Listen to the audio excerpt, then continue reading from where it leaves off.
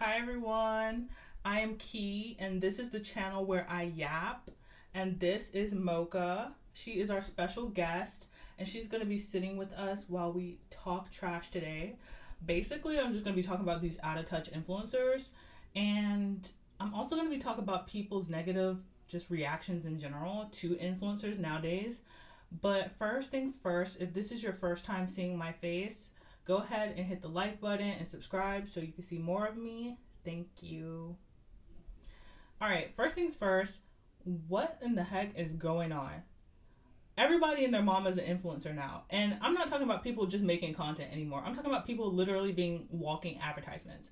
It's like you can't even scroll on social media to look at anything funny anymore without getting hit with a freaking TikTok shop ad.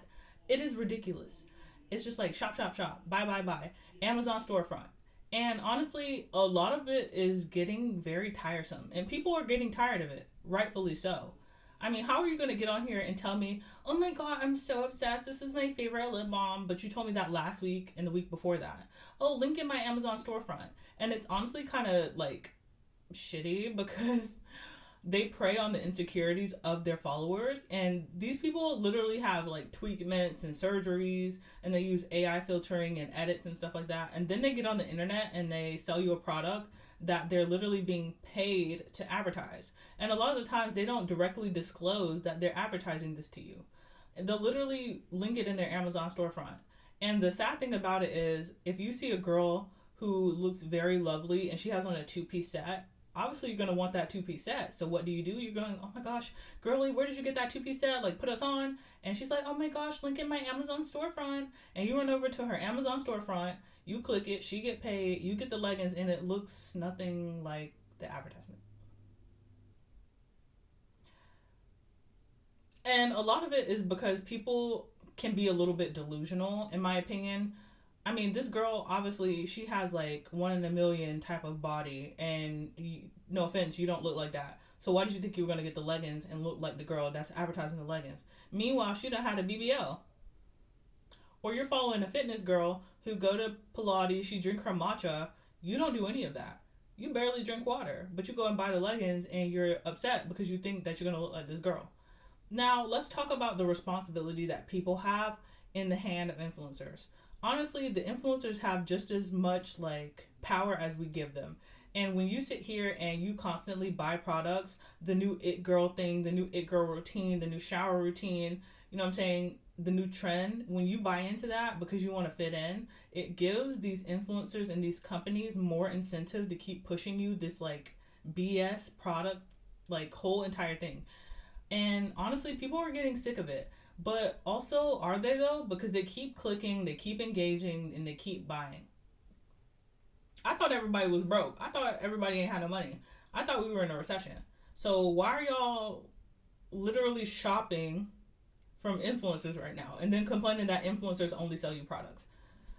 Obviously, influencers are going to be out of touch. That's literally their job. How many people do you know get paid to turn on a camera and review a product by looking cute? And a lot of these people are on TikTok. So it's like, what, a 30-second, 1 minute video? And these people are getting hella money to put on some leggings, look good, show off in front of the camera for a little bit and tell you that they're obsessed with it and it's the new It Girl product. These are people who are naturally out of touch. They receive these products for free and they get paid on top of it. These people are naturally out of touch and they always have been. And another thing also that I can't stand is when people start like dissing on like original influencers. I'm talking about people like Jackie Ina, Jacqueline Hill, all those people. You literally watch their channel grow over the past like decade, and these people make millions of dollars. Why did you think that they were going to continue to be relatable? What are they relating to? This person built a multi-million-dollar brand. They're not going to get on here and talk about egg prices. They probably don't even know how much eggs cost and probably haven't for a long time. These are people who have enough money to have a private chef. These people aren't worried about the price of eggs that much. So how do you think they're going to get on here and be relatable to you when they're not even in the same lifestyle as you anymore? And I feel like audiences don't like to see their content creators grow outside of the bubble that they put them in. And I feel like a lot of it is due to envy.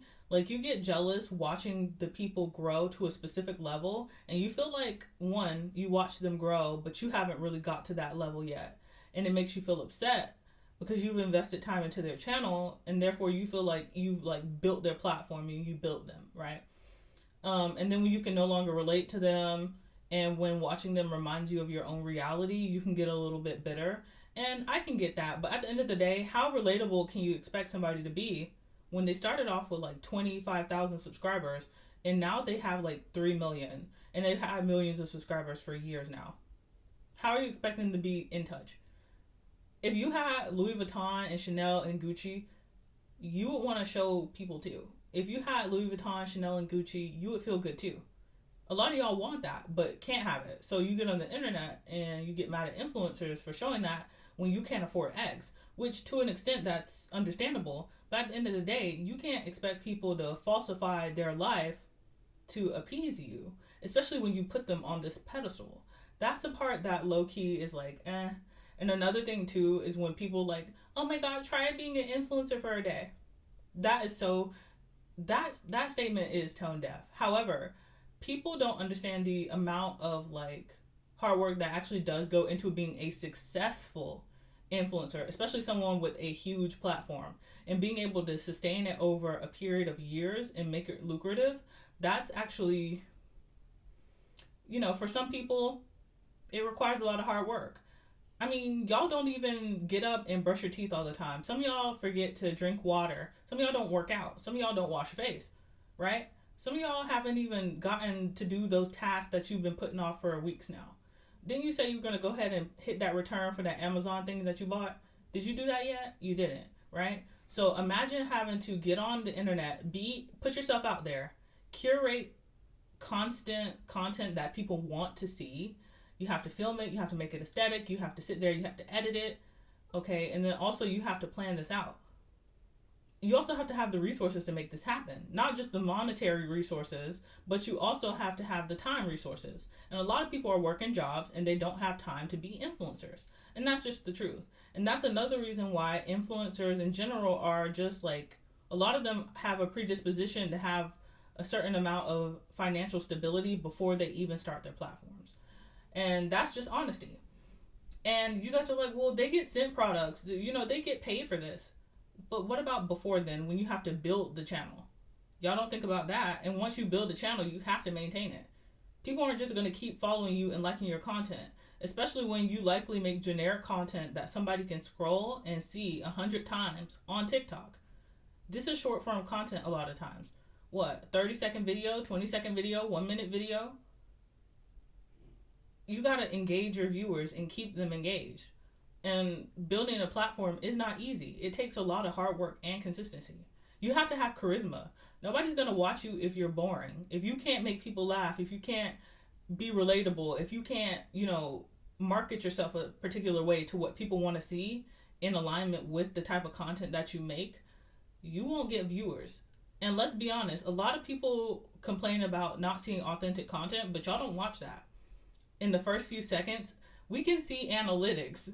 People who make content can see the analytics. We can see when you click off the video. If you're clicking off 3 seconds in because you stopped seeing the pretty stuff, we're going to take that into mind. We're going to go, okay, how can we keep people engaged? So when you're complaining about all these over aesthetic, hyper consumption videos, just know that these people are making the content that you watch. If you really want to stop seeing these out of touch influencers, stop watching them. Stop engaging with their posts. Period. But y'all don't want to do that because you still love your pink stuff. You still love, seeing the hygiene shower routine. I do too, right? That doesn't mean you have to buy that stuff.